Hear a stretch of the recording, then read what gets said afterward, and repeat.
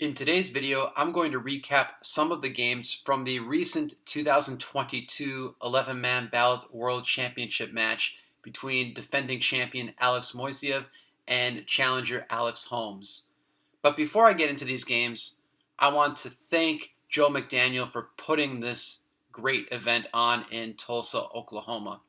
And of course, my congratulations to both participants, Alex Moiseyev and Alex Holmes. This was Alex Holmes' first attempt at the 11-man Ballot World Championship title, and Alex Moiseyev, of course, is the defending champion. And he went on to defend his title by winning the match with 5 wins, 1 loss, and 7 draws. And for me, it was an honor to be a referee in this match and to really have a front row seat at this great event. So, without further ado, let's get into some of these games. As we look at this initial position, I'm sure many of you can recognize it as part of the Pioneer system, one of the major variations in the Pioneer. And it's true that there are some 11-man ballot openings that can transpose into 3-move openings. There has to be a bit of a tempo change, but it can happen. And it was a bit unique as this happened sometimes in this recent match, and I thought it was absolutely fascinating. If we bring up this position from this 11-man ballot game, this was games 11 and 12, I'll show you how we got there. So let's put the pieces back on the board.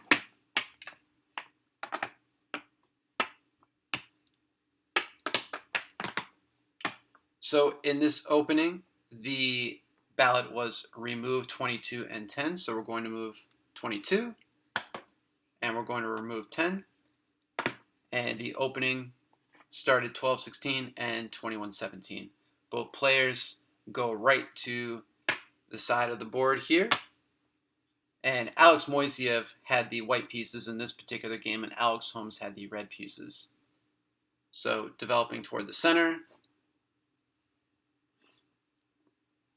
and now exchanging off the piece on 15.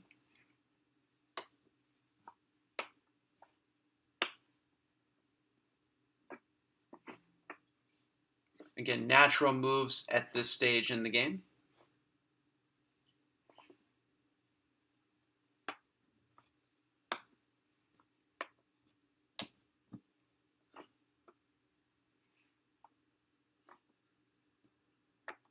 And then Alex Moiseyev playing 18-14 here.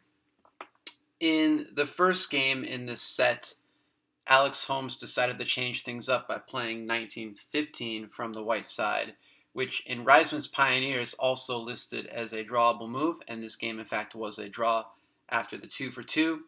White gets the piece back, and it was a good drawn game. But here, Alex Moiseyev plays 18-14, which is recommended in Reisman's Pioneer. And instead of a number of drawing moves here, I think 7-11 is probably the most popular, but other moves can be played. Alex Holmes plays this 3-8, possibly to change things up on Alex Moiseyev, or maybe just to get out of the usual lines of play. I know he said afterward, too, he didn't have very much success with the usual lines of play here with this Pioneer variation, so I think changing things up with 3-8. But this move probably does lose with Alex Moiseyev playing his powerful 19-15 attack. Alex Holmes goes 17-21. And now a great key move here from Moiseyev, just absolutely brilliant, is this 23-19 exchange. It looks very unnatural, but this is an extremely powerful move.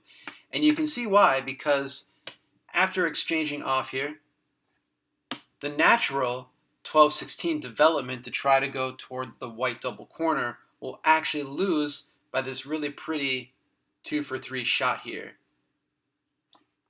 After white goes 14-10, you can see the double jump, and then white goes in for a triple. So 12-16 cannot be played.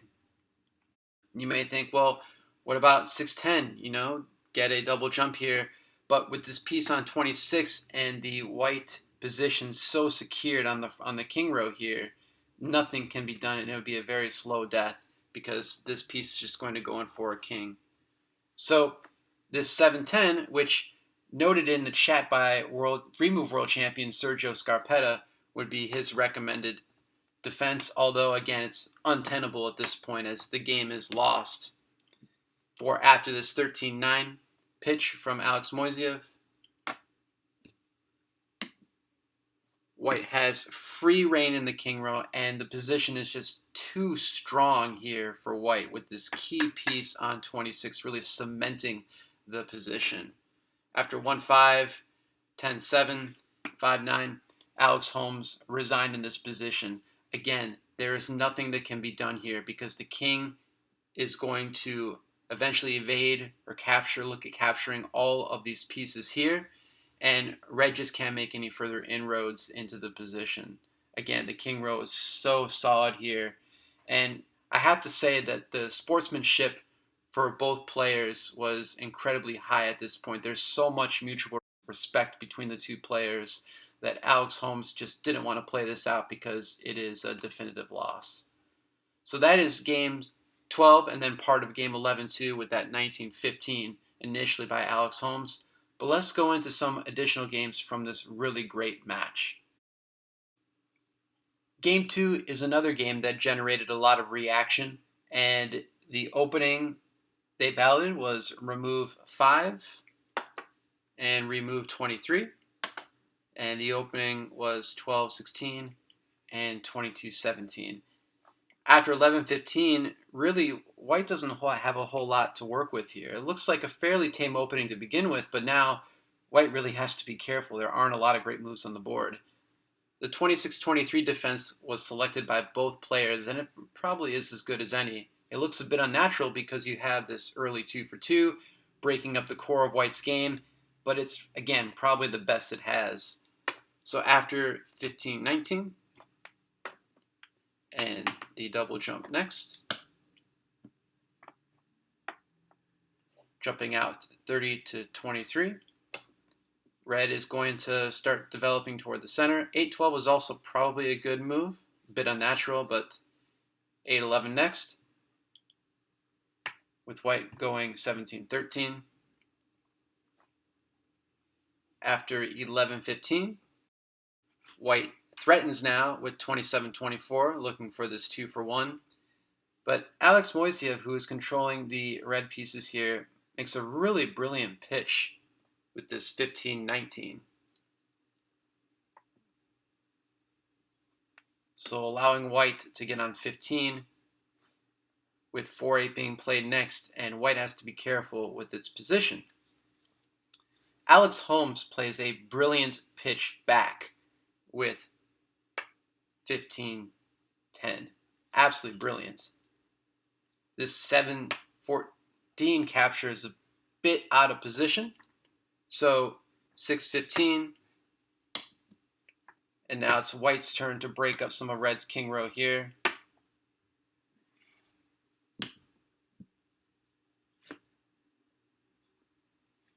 Followed by 28-24.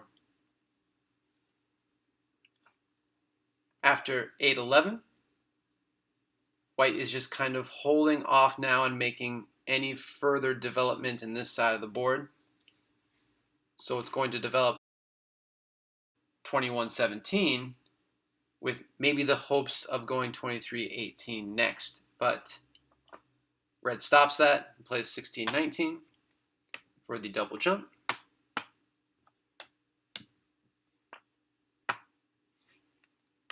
And then after 9-14, we have this position which, again, generated a lot of thought, a lot of conversation here. After 25-22, Red is going to go 3-8, followed by 29-25 and 8-12.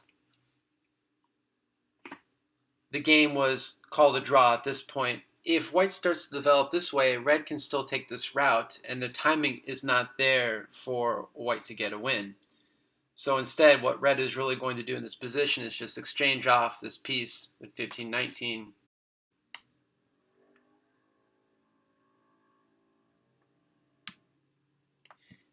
And again, there's really nothing much for White to do. Probably just go 22-17. followed by 14-18 for a really great drawn game.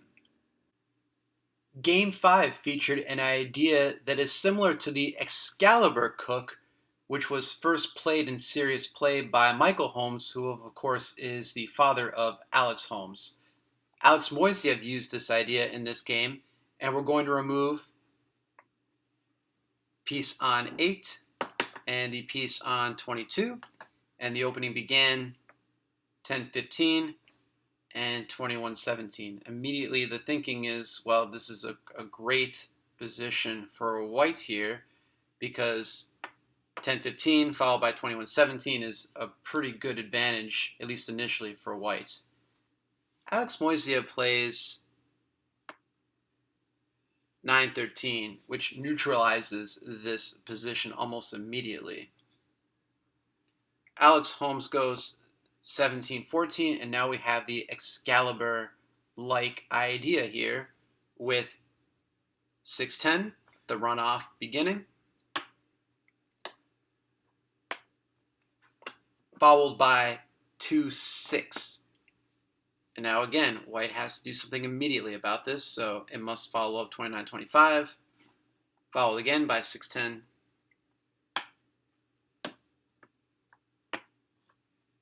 and now the 15-18 move. White has to go 30-25 to shore this up, and red is going to go for 8, anticipating going 13-17 next.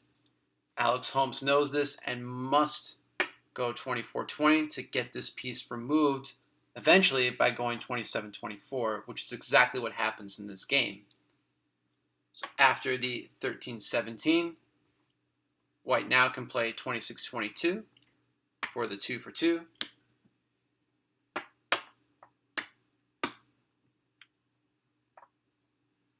And now 27-24 to get this invading piece off of the board completely.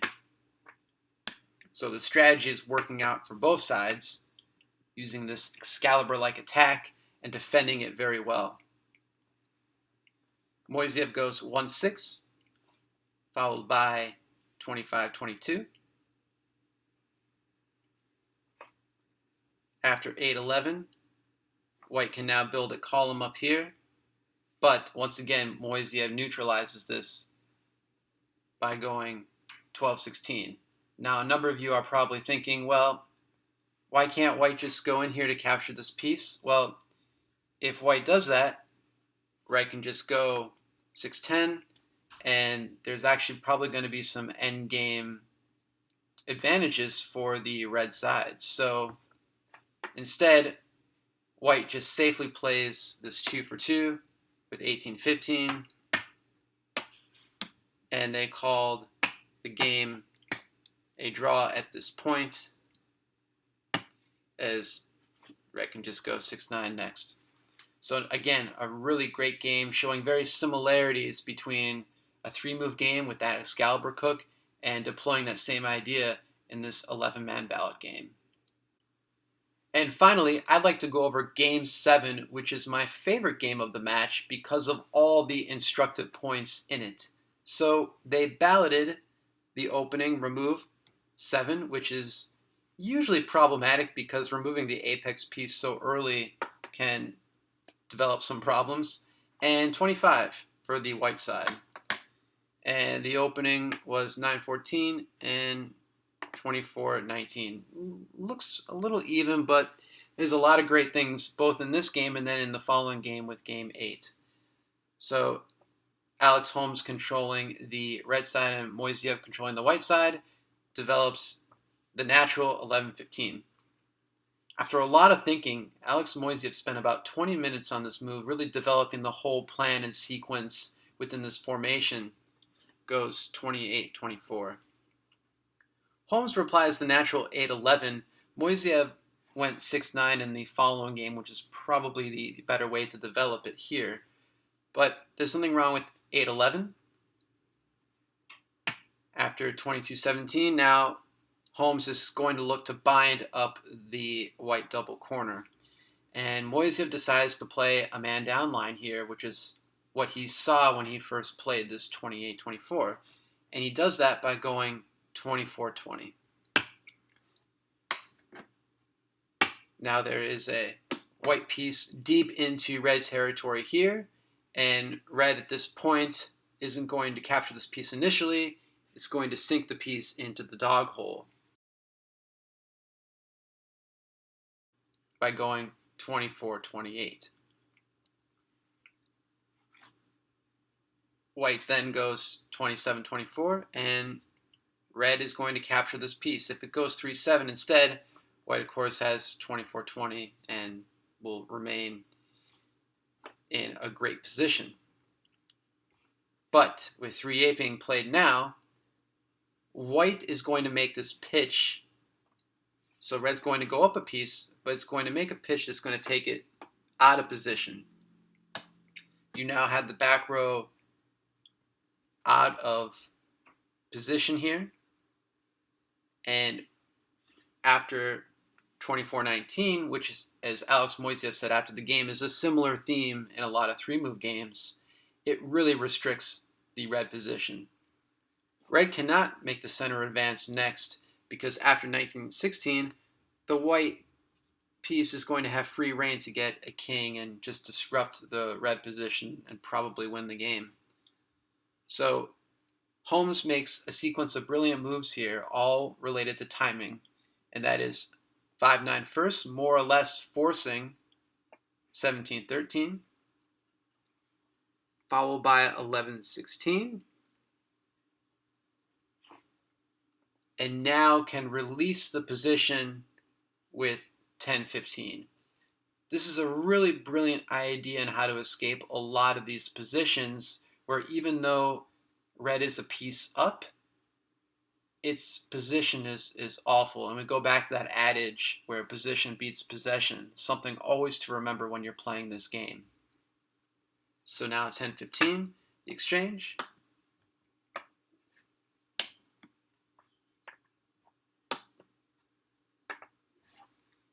And now white, again, just shoring up with 25-22. Red 16-19, the break. And white is just going to march in to get a king. Once again, Alex Holmes plays a brilliant move, getting rid of the piece on 26 by going 19-23 to get it off.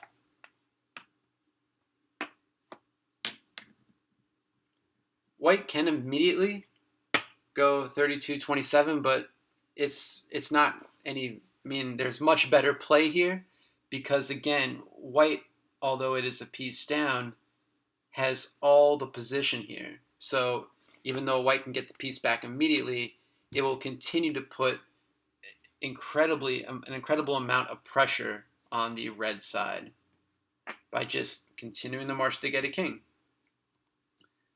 So red needs to do something about this back row here, and it's going to place a piece here to eventually go and remove this piece so that it can have some space in the double corner, which is exactly what it does in this very next move. And now, after this jump, red getting a king, and white getting a king as well.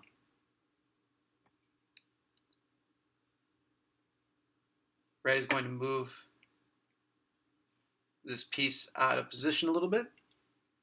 And now red can start to press. And it presses once there. If it tries to press again, then the white king has this move, so it cannot press again. So instead it goes 8-12.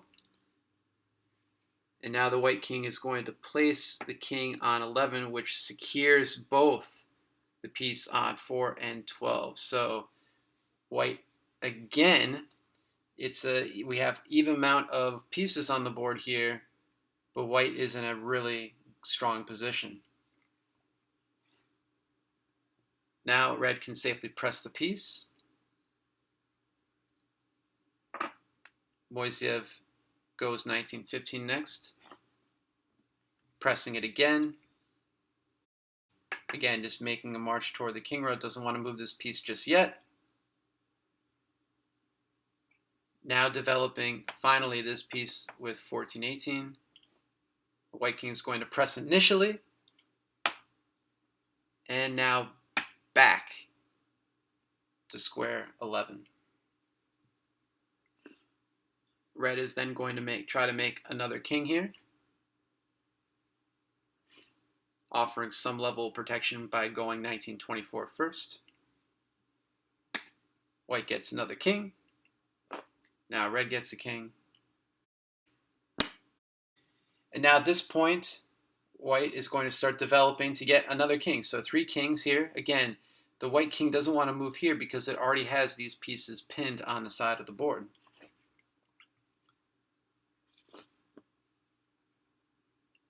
And now Holmes decides, okay, he needs to start to develop the piece on 12 here, or else it's going to be trapped and white is going to win.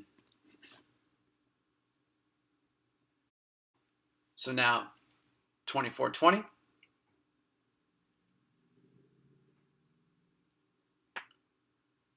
(14-9), and now 12-16.